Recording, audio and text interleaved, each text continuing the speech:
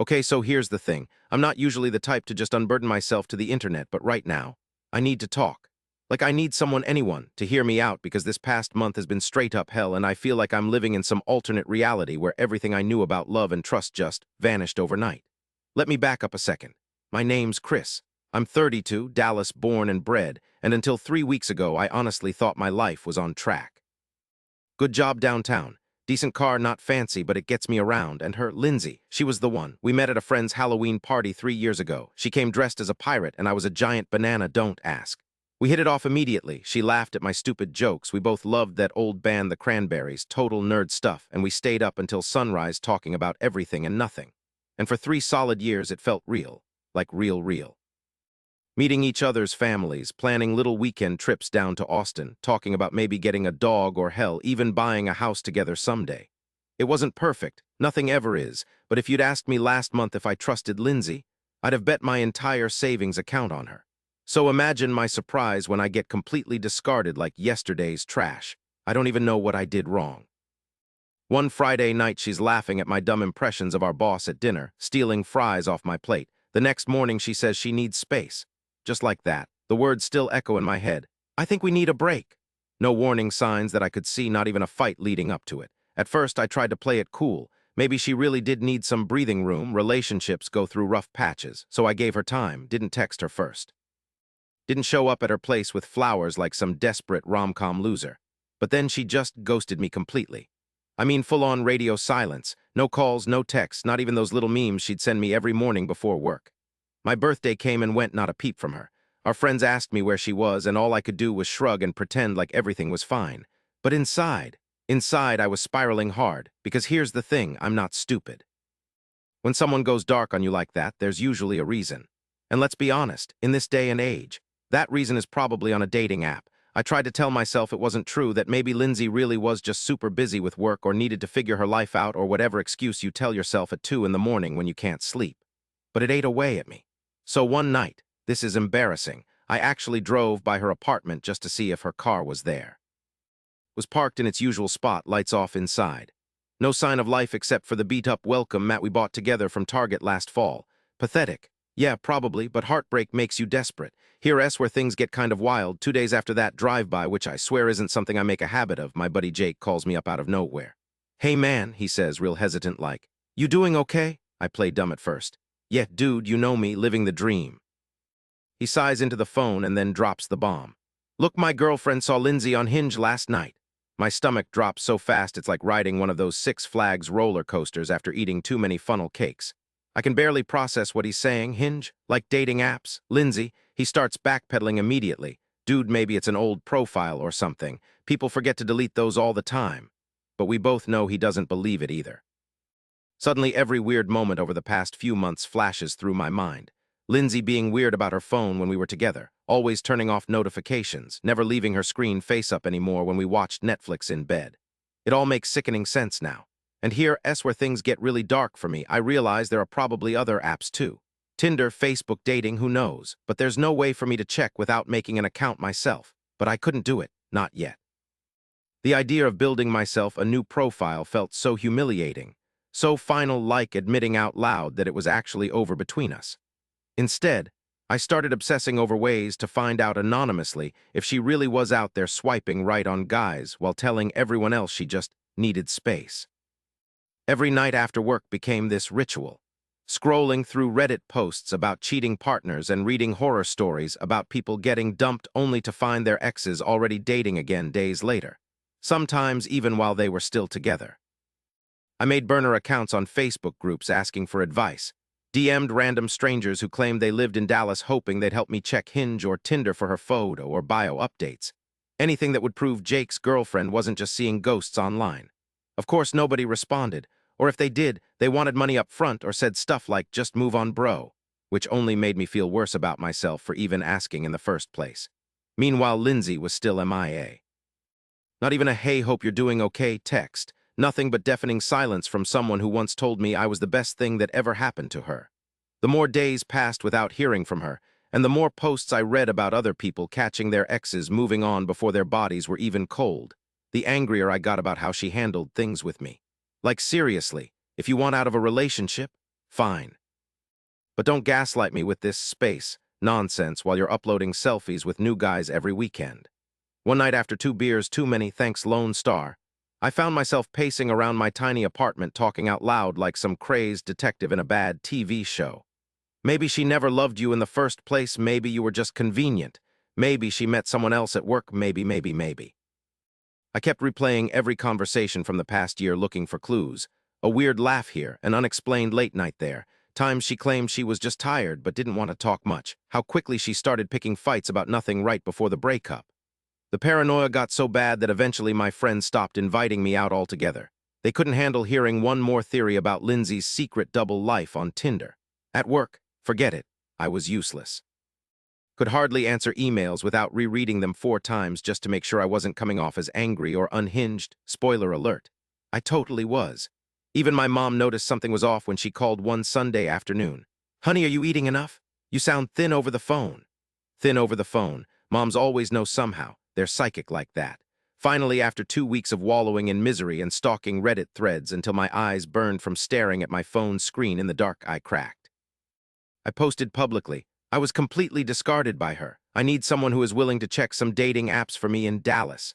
Hinge, Facebook dating, Tinder. I listed them all out like some desperate lost and found ad for broken hearts. I admitted outright, I don't want to join them myself.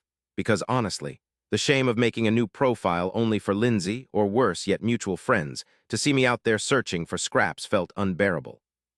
So yeah, I practically begged strangers online. If anyone is willing, could you please DM me? It felt pathetic while typing it, but somehow cathartic too, as if speaking the truth out loud made it less heavy inside my chest for once. But here comes the kicker. No one responded directly except for one guy named Travis who messaged late at night. "Hey bro, I live in Dallas too. My ex did this same exact thing last year. If you want help, let me know what username pics she uses. I'll check."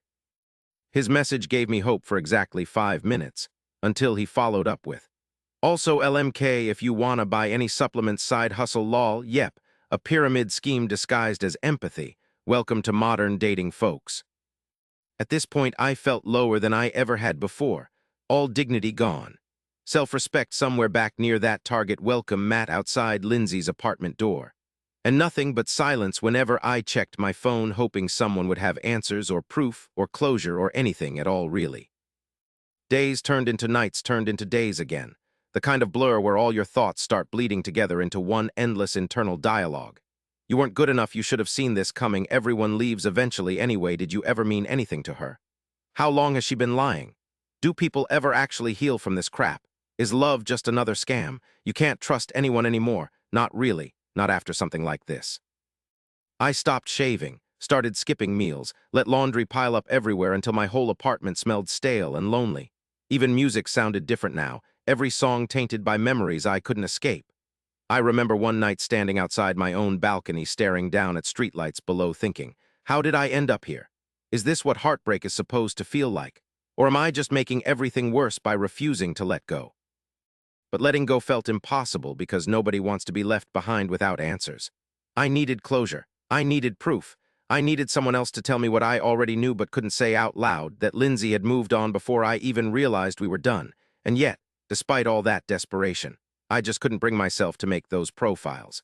The idea haunted me. What if she saw me? The humiliation would be too much, the final nail in our coffin. I kept checking our dating advice hoping for some magical solution. But everyone said variations of move on, or focus on yourself, or she ain't worth it, bro.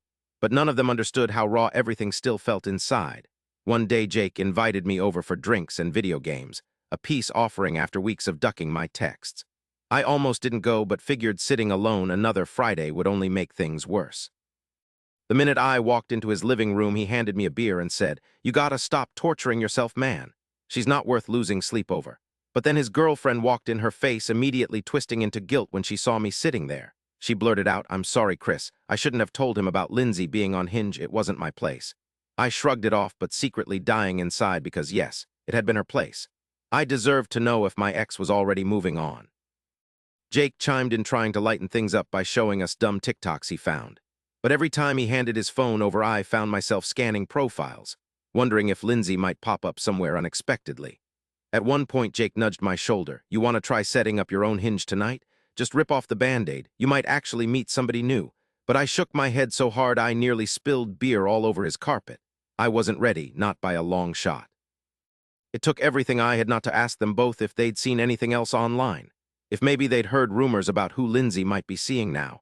Instead, I forced myself to smile and pretend like everything was fine even when Jake's girlfriend hugged goodbye extra tight like she could sense how close I was to breaking down again.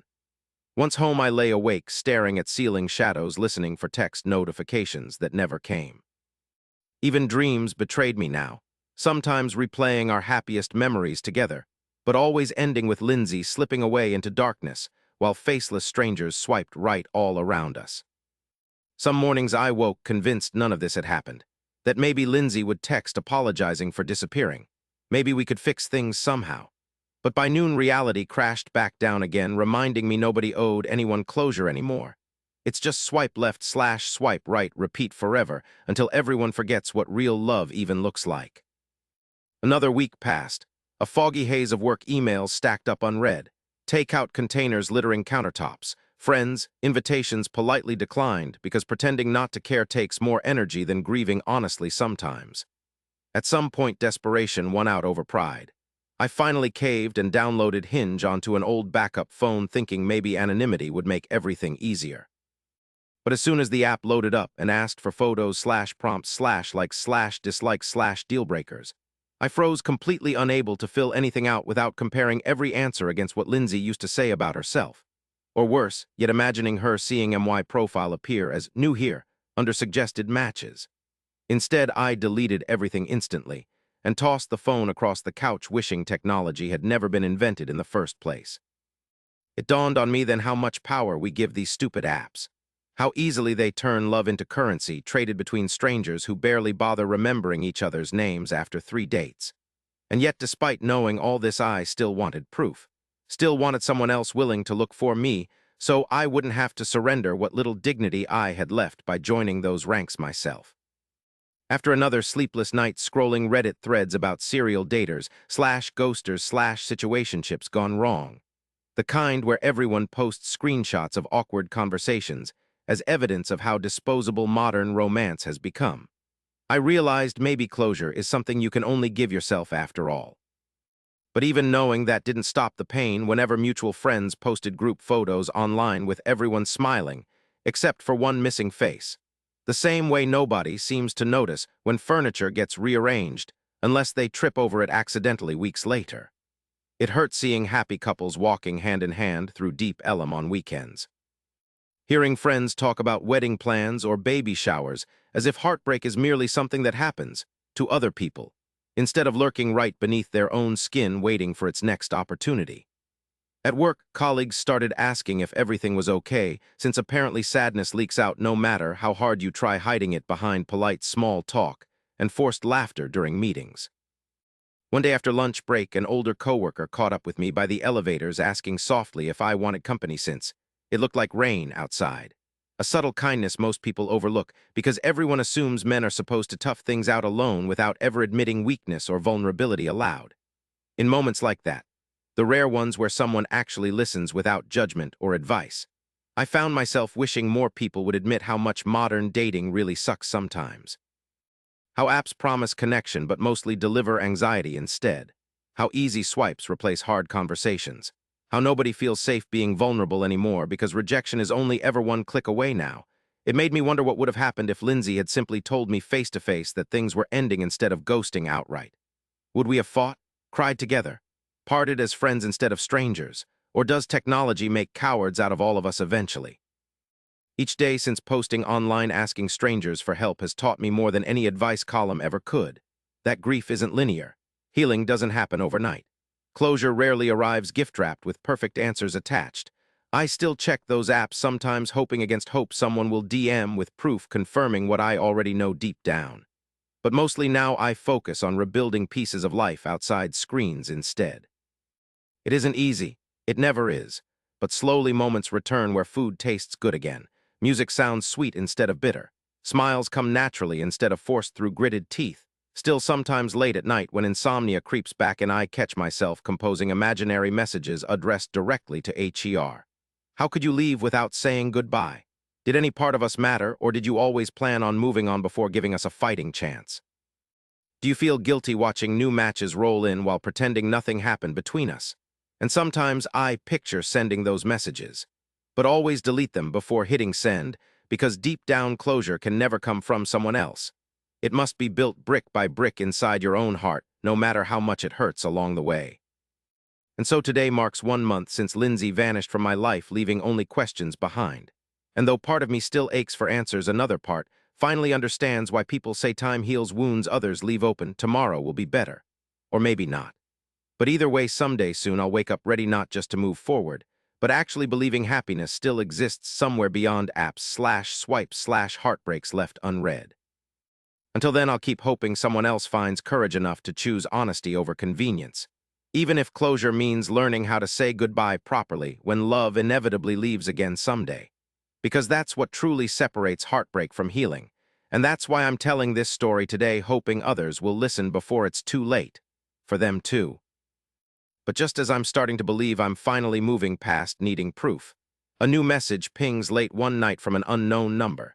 You deserve better, Chris, but there are things you don't know yet about Lindsay. Call me tomorrow. It can't wait. And suddenly I'm wide awake again, knowing this story isn't quite finished yet after all.